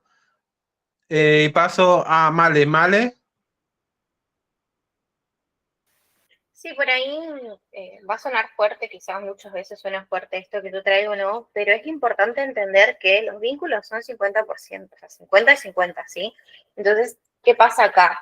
Si bien esto se produce a nivel inconsciente, ¿sí? Lo que sucede es que el otro me da algo y yo estoy aceptando eso. ¿Por qué estoy aceptando esto? ¿Por qué estoy aceptando esta forma de vincularme? ¿Por qué estoy recibiendo lo que el otro está depositando en mí? Entonces, no solamente hay un problema con la persona que se relaciona de manera agresiva con este otro, sino también es decir, bueno, yo, ¿por qué estoy aceptando esto? Inconscientemente yo creo merecer esto o naturalizo estas reacciones o este trato. Entonces también ver de que yo necesito un espacio, ¿sí?, terapéutico para poder sostenerme y poder entender por qué estoy aceptando este tipo de vínculos. No solamente decir, bueno, el otro tiene el problema, no, yo también estoy teniendo un problema porque hay algo en mí que me hace creer que es esto lo que yo tengo que aceptar, lo que yo tengo que recibir. Entonces, para poder también empezar a poner límites, es importante, como dije en el taller anterior, ponerme yo límites. ¿Qué estoy dispuesto a aceptar y qué no? Y ahí voy a buscar un espacio terapéutico para mí, para poder resolver esos conflictos que, como decía Ale, vienen de esos vínculos primarios, chicos, ¿sí? De las cosas que nosotros vemos. Y una cosa, había un dicho que también lo dije en taller anterior, ¿no? Haz lo que yo digo, no lo que yo hago. Nosotros aprendemos del ejemplo, no de las palabras que nos dicen. Entonces, todo lo que nosotros veamos, ¿sí?, de la forma en la cual se vinculan esos referentes de ese grupo primario, nosotros vamos a abordarlo en nuestro inconsciente. Entonces después, ¿sí?, vamos a reproducirlo ¿en dónde? En los vínculos de la actualidad. Y por eso muchas veces, ¿sí?, naturalizamos cosas, dejamos pasar cuestiones y terminamos vinculándonos de manera patológica, ¿sí? O sea, vínculo patológico, no de que estamos enfermos, ¿se entiende? Hay una gran diferencia entre patología clínica y patologías en los vínculos. Cabe aclarar eso. Entonces, puede que suene fuerte, pero entiéndase que los vínculos, ¿sí?, son 50 y 50. Entonces, el otro da algo y yo soy quien lo está recibiendo. ¿Por qué lo estoy recibiendo? Bueno, busquemos ayuda en eso, ¿sí? Entendamos por qué estamos aceptando esto y hagámonos cargo de que hay algo también en nosotros que nos está generando esa aceptación de esto que no está bueno, que realmente no la estamos pasando bien. Y ahí cierro y no interrumpo más. No, para nada, no interrumpís porque creo que, no alcancé a leer. Habla del amor propio. Sí, a ver, el tema con el amor propio lo va a desarrollar Ale porque es bastante complejo, ¿no? Y hoy se habla mucho de amor propio. Pero a ver, una cosa es el amor propio, el amor sano, ¿sí? El decir, bueno, me amo, me acepto, ¿sí? Esta aceptación y todo lo que ustedes quieran. Pero nosotros no podemos decir, bueno, sí me amo. Y el amor, y cuando se trata de pareja, ¿sí?, también es conversar, comunicarse, aprendizaje, las dos partes van a ceder en algunas cosas y en otras no, pero todo vínculo sano tiene dos factores, ¿sí? Uno es la comunicación asertiva, ¿sí?, más escucha activa, que nos va a llevar al aprendizaje para poder transformar esto que está sucediendo en algo mejor. Creemos desde la psicología social que los vínculos son modificables, ¿sí?, o sea que pueden arreglarse, solucionarse esos conflictos, pero siempre es importante que las dos partes estén dispuestas. Entonces, no va a ser solo bueno si no hay amor propio. No, el amor, lo que llamamos amor propio, chicos, únicamente con mucha terapia y cuesta, ¿sí? Esto del amor propio hoy se lo toma como un modismo y no es así. Y tampoco es que el amor propio se hace todo lo que yo quiero y lo que yo digo, porque, bueno, a mí nadie me va a venir a decir lo que yo tengo que hacer. Tampoco estaría bueno, porque si no estaríamos todos solos, ¿sí? Hay que saber cuándo me siento bien, cuándo no. Igual Ale les va a hacer una introducción del amor propio, porque yo no me quiero meter en un campo que no me corresponde. Yo voy a lo vincular. Y Jimé, vos estabas por decir algo, perdón, que te interrumpí. Sí, digo esto y le doy el paso a Celeste. Esto que traías desde lo vincular 50 y 50, cómo se trabaja desde las residencias, el aprender a decir no, que para algunos suena fácil, pero para otros no. El aprender a decir no es parte del proceso, porque les vuelvo a repetir, acá trabajamos con retrocesos. Cuando hablamos de aprender a decir no, esto de que está muy interiorizado el ridiculizar. Ah, ¿qué vas a probar vos si sos un gallina? Ah, sos un nenito de mamá, ¿no? El mimado, el más chiquitito, eso es ridiculizar. El retar, dale que no te atreves, a que no lo haces, no vas a ser capaz. Que no le esté incentivando a un otro a cumplir un objetivo, sino en caer en propósitos. Adular, amenazar. Si no lo haces, no formás parte de la manada o no formás parte de este grupo de amigos. Ah, ¿para qué le vamos a invitar si más mala onda es? No toma. Pero después, cuando las cosas se van avanzando, vamos a invitarle porque es el conductor designado. Ojo con eso. Insistir, vení con nosotros, vení, no te va a pasar nada. Engañar. ¿Y saben por qué engañan? Porque quien está dentro de un consumo problemático o quien ya está dentro de una adicción, cuando comienza a no tener de manera más accesible ese consumo o esa droga, se hace muy amigo tuyo. Recuerden que son manipuladores y mentirosos como conductas de su personalidad adictiva. Si ustedes se ponen a pensar esto de, ¿y quién te metió en esto? No, y mi amigo, porque yo tenía plata en ese momento, tenía más ahorro, entonces proveía. Fíjense cómo es toda una cadena, porque después uno va buscando a la otra persona, busca a otros amigos para traerlo al terreno. ¿Se entiende cómo es? Por ejemplo, yo si soy la mejor amiga de Micaela del Valle, y la voy a arrastrar hacia mí. Por eso vienen esos viejos dichos, dime con quién anda y te diré quién eres. Y esto tiene que ver con lo que también traía Malena. ¿Cómo trabajamos el comportamiento asertivo, el decir no? Porque la asertividad es un comportamiento verbal. No, no quiero tomar, mañana tengo que trabajar. No, no quiero tomar, tengo que manejar. No, no quiero tomar, porque después tengo problemas en mi hogar y no vas a dejar de ser mi familia por eso. Te voy a apoyar y te voy a cuidar igual, pero mi hogar es mío. Mi hogar es mi mujer, mi marido, mis hijos. Hogar de hoguera, de fuego. Entonces esto es lo que se empieza a trabajar también, algo tan sencillo como es el no. Celeste, ¿era? Si no me equivoco. Yo quería preguntar, volviendo al tema este del amor propio, que hay mucha publicidad ahora en aceptarse como uno es, ¿cómo se aborda el tema de la obesidad? Hay muchos influencers, muchos YouTube con sobrepeso, hay muchos chicos, yo soy nutricionista, veo mucha cantidad de chicas con 30, 40, 50 kilos de más, mostrando el cuerpo y cerradas con esto del amor propio. Aparte de lo estético, ¿cómo hacerles entender a este grupo de personas que esta obesidad mórbida trae problemas para la salud, aparte de todo lo que son las enfermedades metabólicas? Exactamente, la principal, la enfermedad de Piquet. Alejandro, ¿querés que le contestás vos? ¿O le Sí, contesto yo? No tengo problema. no, le contesto yo, porque estaba por contestar esto del amor propio y Celeste justo tiró una ahí que está muy buena.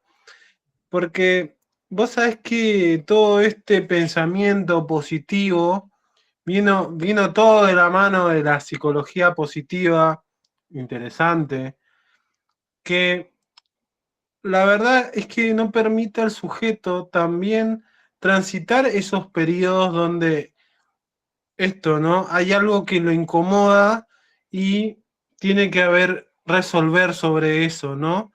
Entonces muchas veces aparece esta no aceptación o este corrimiento de mi propio cuerpo, ¿no? Volviendo a esto de la bulimia, la anorexia, como lo que yo les planteaba al principio, muchas veces esto dice, no, bueno, ¿por qué no? Volviendo a la adicción, no, bueno, no tiene amor propio como parte del mito. Y la verdad es que estos sujetos son los primeros en tener amor propio. Lo que pasa es que hay, volviendo a los mecanismos, hay una negación sobre eso que están observando, una negación sobre aquello que están observando y que no lo pueden enfrentar porque su propio cuerpo está luchando con algo que volvemos a esto de los vínculos primitivos, que tiene que ver con su historicidad, con lo que es. Entonces, por ejemplo, volviendo a una persona gorda, quizás volviendo a esta naturalidad de cómo vivía la familia, es bueno, ¿no? Y estaba natural comer un pedazo un budín de pan gigantesco, o estaba bien atracarse con la comida cuando por ahí había una familia sujeta a la ansiedad y que no podían transitar con esa ansiedad, como también, entonces, muchas veces, volviendo a la nutrición, ¿no? Estaría bueno, porque a veces pasa, ¿no? Hoy yo le decía a uno de nuestros colegas, los límites donde, ok, primero reconocer nuestros propios límites, decir, ok, acá hay algo que yo no lo estoy pudiendo resolver y que yo le tengo que hacer entender al otro que eso es un problema, no lo tengo que imponer. Entonces ahí está el primer rojo nuestro, que es, bueno, acá hay un problema, el otro lo tiene que resolver, no lo está viendo como un problema. Entonces, ¿cómo yo introyecto el problema? A partir de la pregunta, bueno, a vos, esto que te está pasando, volviendo a la obesidad como un problema, o a las adicciones, o, bueno, a vos, por ejemplo, o al problema era, a vos este problema, ¿es algo que quisieras resolver? ¿Es un problema para vos? Y ahí está nuestro límite primario, que es, ok, el otro también debe introyectar algo de eso como un problema. Y ahí es donde podemos decir, bueno, pero fíjate, te está causando esto, aquello, lo otro, tenés diabetes, volviendo a lo nutricional, ¿no? Tenés diabetes, hipertensión, tac, tac, tac, tac, tac. ¿Esto para vos es algo que podemos solucionar?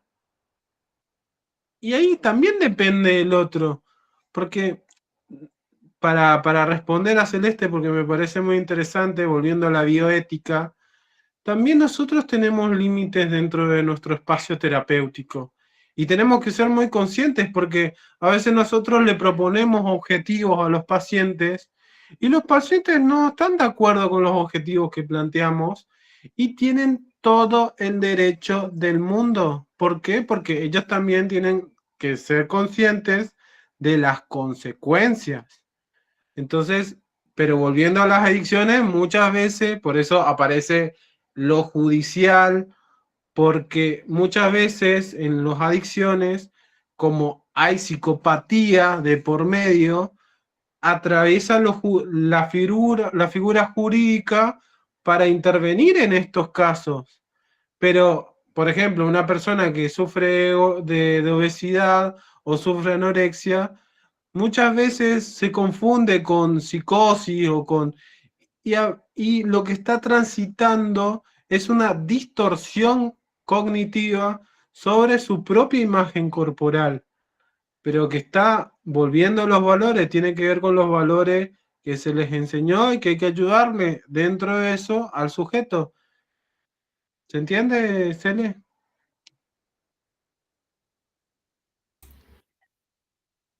Que tiene que ver también con el autoconcepto, cómo trabajamos el autoconcepto en el espejo. Pensé qué importante que es.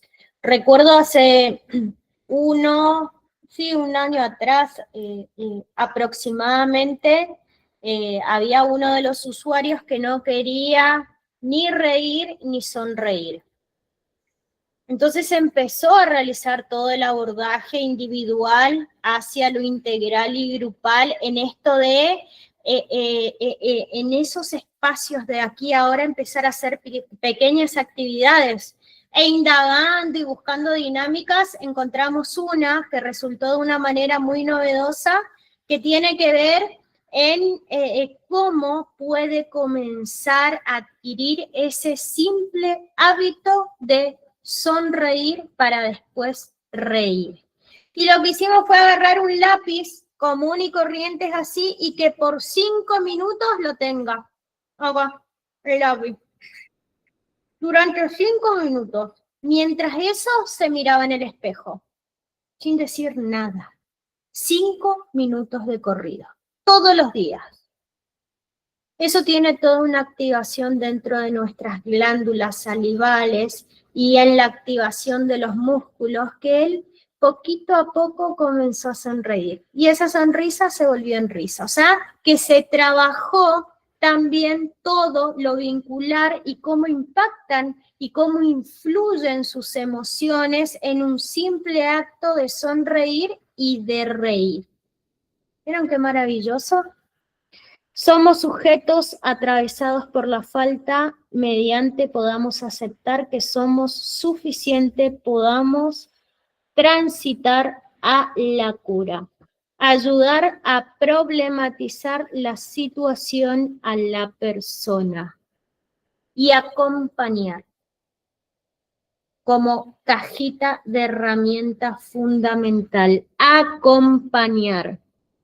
¿Es una adicción a la comida también y tapa el amor propio?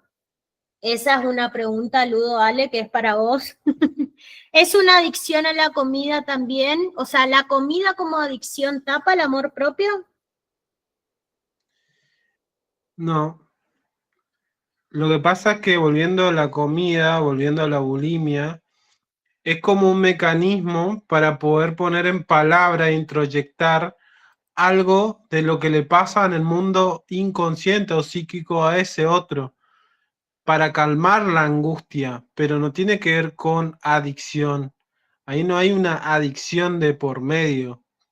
Otra cosa que vos me digas, bueno, volviendo a los brownies, bueno, a ver, yo hago el brownie para que eso me haga sentirme bien, pero eso ahí ya tiene que ver, o por ejemplo con los hongos, volviendo a los hongos alucinógenos, bueno, hago infusiones de hongo para que, bueno, en ese momento me vaya a la estratosfera o entra a Narnia. Y en ese sentido, ahí estamos en una adicción. Pero este concepto de la bulimia, la anorexia, antes, hace tiempo, se confundía con adicciones porque como era algo que el sujeto, digo, ¿no? Para los médicos decía, bueno, el sujeto dependía de la comida para sentirse bien, estaba esta confusión dentro de lo que es la adicción. Pero no hay ningún tipo de adicción porque el sujeto no depende de la comida, volviendo a esto que estábamos hablando con Jime, no depende de la comida para sentirse bien consigo mismo. o no depende de la ausencia de la misma, volviendo a la anorexia, para sentirse bien, sino porque ahí hay un deterioro o una distorsión de la imagen cognitiva del sujeto. Exactamente. Y fíjense cómo tiene que ver el autoconcepto en esto que también traía el licenciado, cómo después aborda la dismorfia corporal, cuando se me desestructura mi autoconcepto y no me veo de la forma en que yo quiero, y cómo influyen las redes sociales. Tenemos que tener el cuerpo perfecto, porque en la época añeja era todo 90, 60, 90. ¿Mm? Y seguimos en la misma, nada más que se modificaron entre la ropa, entre los zapatos, cómo somos o estamos dentro de una sociedad de consumo. O la contracara, Celeste, de esta ejemplificación que trajiste, de que ya no es dismorfia corporal, que es, por ejemplo, la alcorexia, el consumo excesivo de alcohol sin comer o sin alimentarse. Eso es la alcorexia. O sea que también se le suma un trastorno de conducta alimentaria desde o la bulimia o la anorexia nerviosa, que es la conjunción de bulimia más anorexia. Fíjense, qué importante que es. ¿Ale? Acá hay un comentario que dice que me pareció muy interesante, que dice, recuerdo que en una capacitación nos dijeron que la alimentación y la dependencia emocional en violencia de género entraban en la categoría de consumo problemático. Vamos a hacer una cosa, chicos, para no confundirnos tanto. Vayamos al DSM o al CIE-10. En el CIE-10 o el DSM no están esas categorías como producto del consumo problemático. No están dentro de eso. Entonces, por ahí les va a ser más útil porque, vuelvo a la historia, por eso les repetía la historia, muchos creían, volviendo a eso de la violencia de género o el consumo de la bulimia, anorexia, que entraban dentro de esa categoría porque el sujeto comía compulsivamente. Y dentro de la compulsión y la repetición son mecanismos de defensa frente a algo que es inexorable, ¿no? Volviendo a las adicciones, no hay un mecanismo de defensa ahí. El sujeto se está defendiendo de una distorsión que tiene frente a cómo afronta ciertos mecanismos del pasado, como duelo, pero, por ejemplo, en la bulimia y en la anorexia, para hacer una diferenciación, lo que pasa es que hay una distorsión del cuerpo, a diferencia del consumo y la adicción, ahí hay una distorsión de creencias, de afirmaciones, de conductas. Entonces el sujeto tiende a tapar el dolor de esa manera, evitando. Ahora, el que tiene bulimia y anorexia, afronta esa manera de otra forma adaptativa. ¿Se entiende o no? Sí, Parece no. que sí. Ahí te preguntaron los 12 pasos. ¿Sirven para reconocer si voy camino a una adicción o es ayudar a otra persona adicta? Los 12 pasos es un tratamiento. Es un tratamiento para reconocer que estás o hay una persona adicta o un sujeto adicto. Hay otros indicadores, ¿sí? Que yo los repetí hoy, pero los voy a volver a repetir, que son, por ejemplo, los cambios de humor, el aislamiento, la irritabilidad, por ejemplo, el cambio de rutinas de la mañana a la noche, por ejemplo, hay una pelea y me voy corriendo, son formas o irritabilidad que pasa de la noche a la mañana. No es que es, bueno, no, él viene haciendo eso, algo, y bueno, viste, peleamos. No, es algo encima que puede ser de cualquier forma, que no sé, perdió River, yo soy hincha de River, perdón. Y bueno, entonces salí corriendo. Bueno, ahí hay algo que, ojo al piojo. Entonces, esos son como indicadores que puede ser que haya actitudes de consumo, pero no tiene nada que ver con los 12 pasos. Los 12 pasos son una metodología de abordaje en un paciente con consumo problemático. ¿Quedó claro, Celeste? Bien. ¿Qué herramientas se llevan de este taller de consumos? Más ganas de profundizar para mí. ¿Sobre en algún tema especial? Y cómo acompañar a una persona con problemas de consumo. Las estrategias, las recaídas.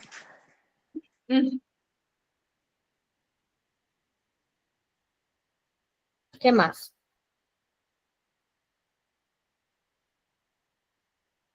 Y acompañar a los familiares. Por ejemplo, muchos hablan de la persona adicta, pero detrás de esa persona hay una familia que sufre igual que ellos. Y el sistema no está acompañando, no está el sistema de salud, le tira la pelotita al sistema de seguridad de salud y se mantienen ahí. No porque es adicto, inmediatamente ya es agresivo. Y del otro lado te dicen lo mismo, no es adicto, es un problema de salud mental, vayan al hospital. Entonces, como que el familiar muchas veces intenta ayudar a la persona y hay un problema que, como decían, es el de la inmediatez. El adicto quiere ya, que te resuelva ya. Si tiene ganas de internarse hoy se tiene que internar y muchas veces la familia no puede, no está dentro de sus posibilidades y el sistema no está colaborando. Y esto me quedó resonando esto que trajiste. ¿Cómo se tiran la pelota? La ley de salud mental que propone la desintoxicación y la deshabituación del sujeto en un periodo de 21 días. Y esta mañana también ponía ese ejemplo, ¿no? En la particularidad de mi caso voy para los 37 años. Si hubiese comenzado un consumo a los 13, a los 12 años o a los 14, ¿ustedes creen que en 21 días me van a poder desintoxicar y deshabituar de las multiplicidades de sustancias? Entonces acá entra la Junta Evaluadora contra la Ley de Salud Mental. Porque imagínense si estoy en todo ese proceso y me llevan Malena y Alejandro y me sientan y ambos dicen, Jimena perdió su familia, Jimena perdió a su hogar, a su pareja, le han quitado a su hija, necesitamos internarla. ¿Qué hace la Junta? Jimena, ¿te querés internar? No. Me trajeron mis amigos porque están hablando de más. Yo estoy re bien. Paso a lo judicial. Y en lo judicial hay pilas y pilas y pilas y pilas y pilas. Entonces, ¿no? Salud y salud mental pasan en efecto rebote al judicial. Lo judicial, que es todo un proceso que lleva muchísimo tiempo, que también va todo por pasos. Entonces es pertinente y es tan verdadero esto que trajiste. ¿Por qué? Porque tenemos la ley de estupefacientes, que esta ley a cuestión de lo que es centros terapéuticos no sirve, están australes. Por eso es que la CEDRONAR tuvo que proponer todo lo que tenga que ver con los consumos problemáticos a lo largo y a lo ancho del país, porque es una problemática. Y fíjense que hablamos desde este taller en prácticamente 2 horas con una multiplicidad de articulaciones y de codificaciones de conceptualizaciones pero no llegamos a abordar todas, adicción por adicción, a la marihuana, al fentanilo, a la cocaína, al cigarrillo, adicción a la pornografía, adicción al sexo, adicción a la sobreestimulación de pantalla, adicción al internet, adicción a las compras, adicción a las cirugías, adicción, adicción, adicción. Es muy amplio este tema.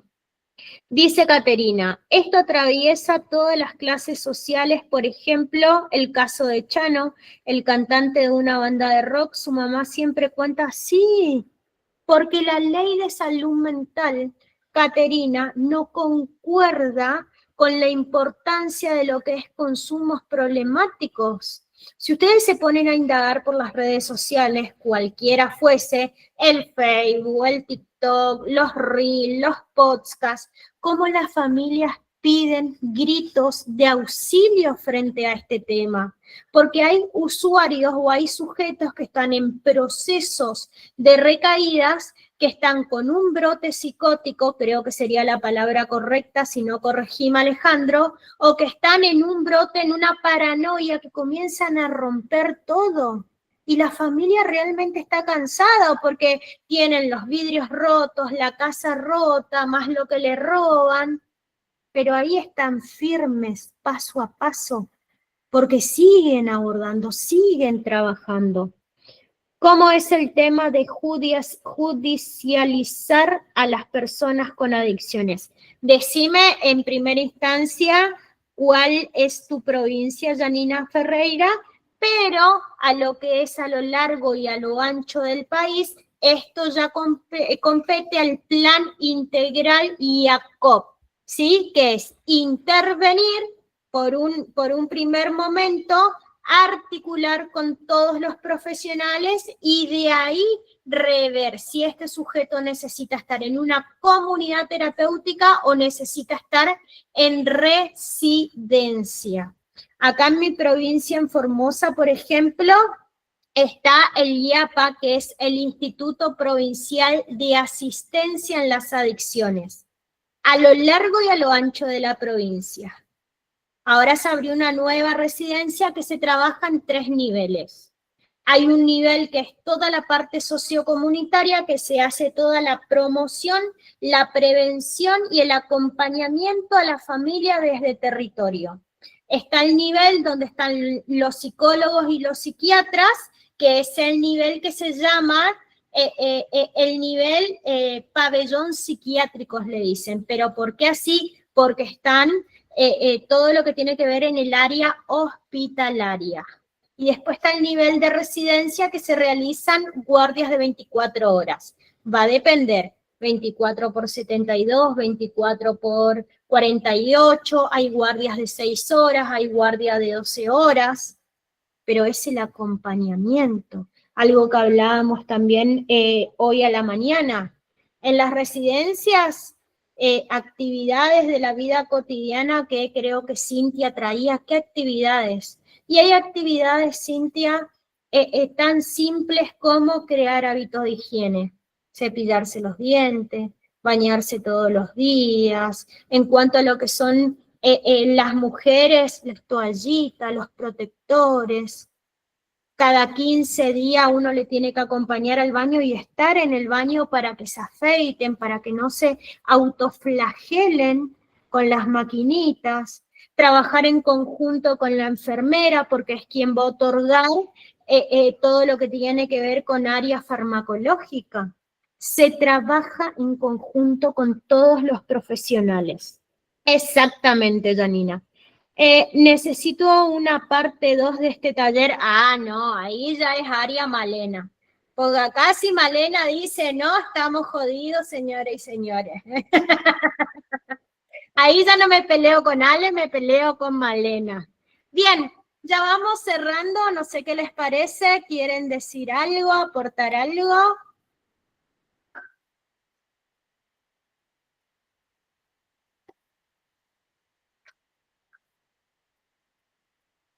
¿No? Bien.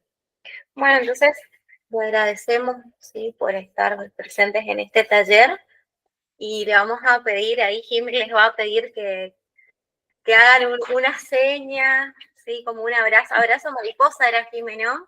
Para que yo les tome la Un fotito. abrazo mariposa, prendan las cámaras, porque este abrazo, el taller pasado estuvo lleno de dinámicas y quizás por este tema de abordaje, ¿no? Porque es más serio, pero que este abrazo virtual y reconfortante lleguen a todas esas madres, a todas esas familias.